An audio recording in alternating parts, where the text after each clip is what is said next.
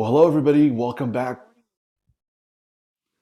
Hello everybody. Welcome back. This week I have Carter with us. I'm very excited to interview him and I can't wait for him to share his story with you. So Carter, I wanted to give you a big warm welcome to the show. Thank you. Thanks for having me, Tony. Awesome. Let's kick it off with a one word open. So what would that be for you to share with the audience? Fantastic. Feel fantastic today. Perfect. And let's get right into business. So tell us about your business, how you got started. Before we get into your business, talk about your background. So take 3 to 5 minutes to talk about your background, your business, where you are today, and all that good stuff. Great. So Carter Malloy here. Grew up in a farming family here in Arkansas. So dad in the farming business, mom an entrepreneur, and always wanted to run my own business. Came to school here at the university a little over 20 years ago, and after school, I went to go work at a investment research company or investment bank, a middle market investment bank called Stevens, where I wrote research on data analytics and online marketing and property technology types of businesses. After that, for 7 years, I was most recently a managing director there. I spent about 5 years as a partner in a long short equity investment fund in California. In the background of that dozen years in equity investing, I've been buying and selling land with my dad and having great financial outcomes, but like really terrible transaction experiences. It's just very hard to do. It's a very difficult asset class to deal with. And yet I did know that other people were interested in it. So it always explored are there opportunities to build a fund or some differentiated product. While I was living in San Francisco, I had a neighbor that came to me wanting to invest in farmland with me. And I went online, and that was really this moment of, oh my gosh, there's nothing out here for most people to access this great asset class, this great American pursuit for that matter. It's a multi-trillion-dollar asset class. It's been putting up low double-digit IRRs or returns for the last 30 plus years. It's not really correlated to anything else. It can act as an inflation hedge. Just this fascinating asset class that most people are familiar with as an idea, but not necessarily as it could be a great investment. And the problem is once you become aware that it's a great investment, traditionally the way you get invested is go out to some county you've probably never been to, meet with a broker you've never met, plop down $1 million, and now you get to manage a farm, also known as not very investable. And so that was really the genesis of Acre Trader of our business today is can we find a way to bring forth this financial product to common investors? And so that has manifested itself today in a very fast growing business. We've just finished our Series A funding round. And the business is very straightforward. You can come onto the website, acretrader.com, look at the farm offerings we have up. We usually have about one a week. And the way that it works is we identify our underwriting team and diligence team finds a farm that fits our platform and fits the investors' demand metrics and the quality standards, et cetera. That farm goes into a unique LLC, and we allow individual investors on our platform. It just takes a couple of minutes. It's super easy. We've got all kinds of great tools there to use. Click, click, click. And rather than putting $1 million into a farm, you could put $20,000 into a farm in a specific farm and be invested. And then we take care of everything else. So from that day forward, we take care of management and administration, payments, leasing it out to the farmer. It's very simple as an asset.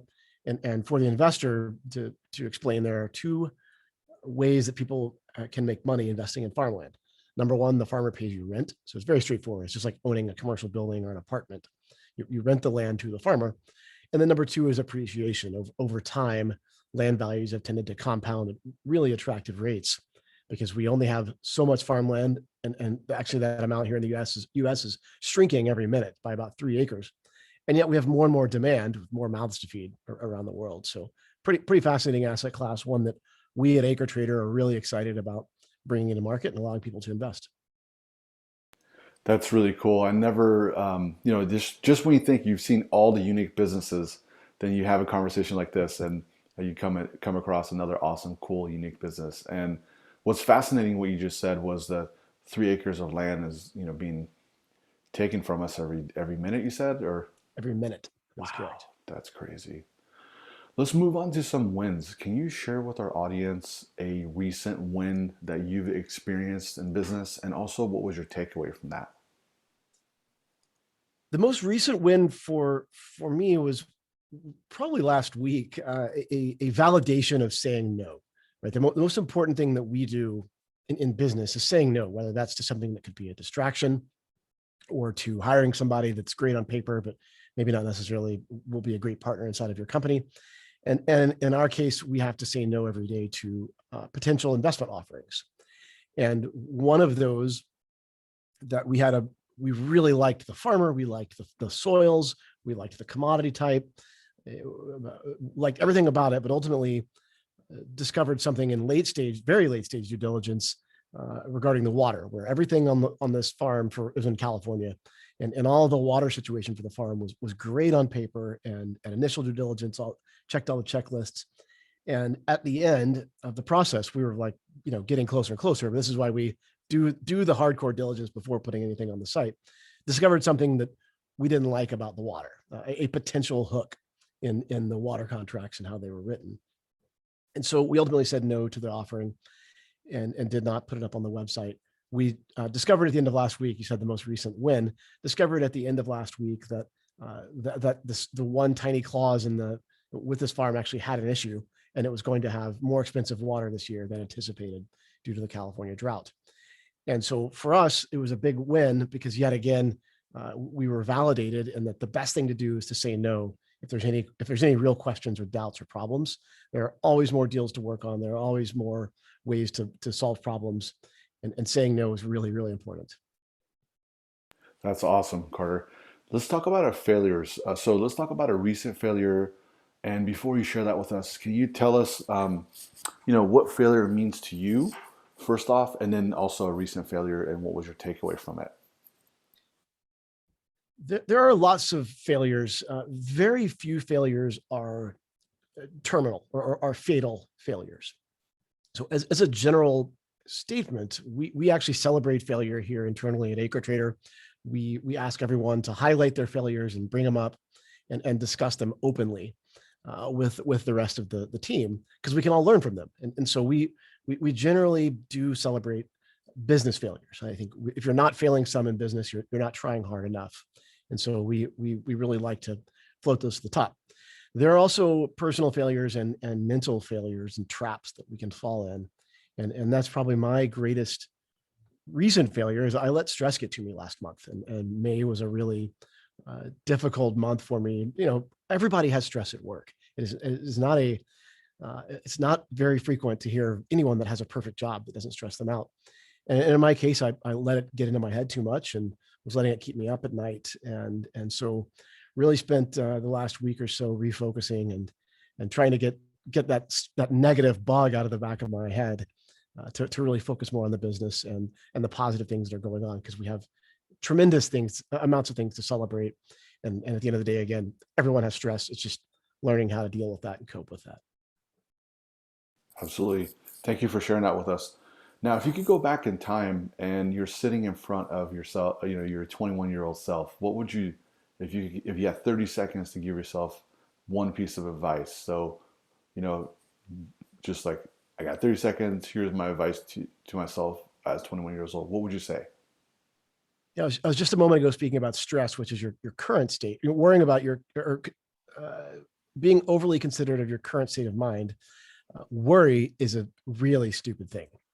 And if I could tell 21-year-old Carter anything, it would be, don't worry. It doesn't get you anything. It doesn't do anything for you other than produce negative feedback loops and concerns and aversion and risk aversion, all these other things that are not necessarily good. So take risk and don't worry. Awesome. What's that one question, as we're talking right now, that you wish that I should have asked you that I didn't?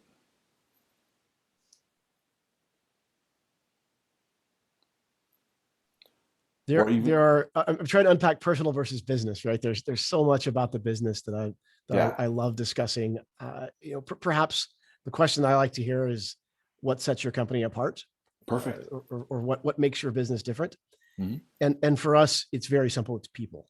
And it is the thing I'm the most proud of, is, aside from my children and wife and family life, the people I come to work with every day are truly exceptional.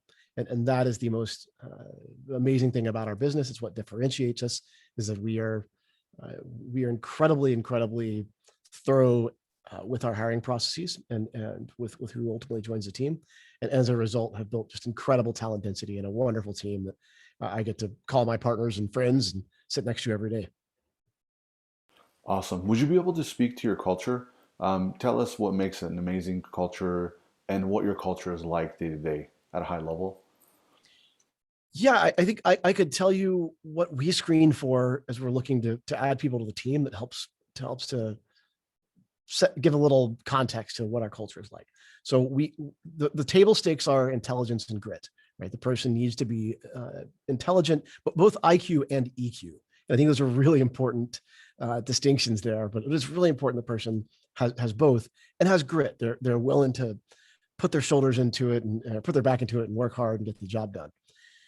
Then beyond that, the things that are really important to us as a business are creativity, curiosity, and character. Right. So we really want people that like to make things, like to dig into things, like to learn. We are all about growth individually and as a company, and so you got to have people that really like learning and building. And then the character thing is of the utmost importance. We absolutely no jerks. Just the person has to be a good human, right? We spend more time together than we do waking hours with our spouses in many cases. And so making sure you work alongside people that are well-intentioned, good people is incredibly important. So I think that kind of helps to define the culture. Take one of our things is take your work very seriously. Do not do the same for yourself, right? Have fun, laugh, and enjoy your time here because it's what we do. What most of us do for most of our days is work. I love it, Carter. You're a great leader. So, and thanks for sharing with us, what culture is all about and specifically yours. So that is really cool. I know that's a really good gem for us to walk away with in addition to everything else you shared with us. So with that said, if our listeners wanted to find out more information, let us know how they could connect with you, what your website address is, and all that good stuff. Yeah, we are at acretrader.com, and we're certainly on all the major platforms and social media platforms as well. So a quick Google search of Acre Trader or going to our website, acretrader.com. You can find out all about us. We are big into transparency. And you talked about culture. We are very, very transparent internally and externally as well with all of our stakeholders. So you can learn just about anything you want to know about us there at acretrader.com. Really cool. And if you could sign us off with a one word close and tell us why you're choosing this word, that would be great. One words are hard. I'm too long-winded to come up with anything great in this moment. Be wonderful. I think that's being happy and making sure that you enjoy your days is really important. So That's inspiring. Carter, thank you so much for your time and looking forward to connecting with you soon again to see what you're up to. thanks, Tony.